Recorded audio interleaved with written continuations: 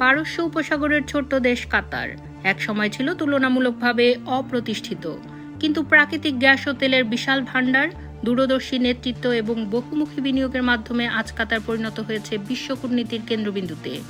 বিশ্বের প্রায় প্রতিটি দেশে রয়েছে কাতারের বিনিয়োগ, এমনকি বার্কলেস ব্যাংক, ফোক্সওয়াগেন, ব্রিটিশ এয়ারওয়েজ থেকে শুরু করে রাশিয়ার রসনেফটও এর রয়েছে কাতারের অংশীদারিত্ব। এই পটভূমিতে কাতারে 4 দিনের সফরে যাচ্ছেন বাংলাদেশের অন্তর্বর্তী সরকারের প্রধান উপদেষ্টা ডক্টর মোহাম্মদ ইউনূস।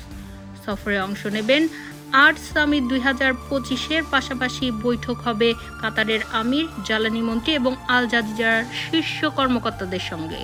আলোচনা হবে এলএনজি আমদানি, রোহিঙ্গা সংকট ও দ্বিপক্ষীয় বাণিজ্য সম্পর্ক নিয়ে।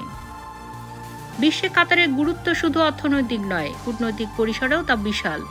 আফগানিস্তান, গাজা, সুদান থেকে শুরু করে ইউক্রেন, কোনো সংকটের মধ্যস্থতার পিছিয়ে থাকে না দেশটি। পশ্চিমা দেশগুলোর কাছে কাতার এক বিশ্বাসযোগ্য মধ্যস্থতাকারী। এমনকি তালেবান ও ইসলামিক জিহাদের মতো গোষ্ঠীর সঙ্গেও আলোচনায় নাম লেখানো দেশটি বিশ্বশান্তির সমীকরণে অন্যতম প্রধান পক্ষ।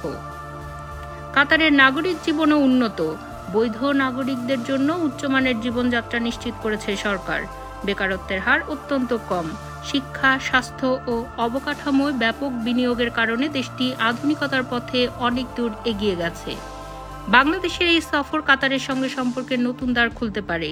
বিশেষ করে এলএনজি ও জনশক্তি রপ্তানিতে এই সফরের ফলাফল হতে পারে সুদূর প্রসারী।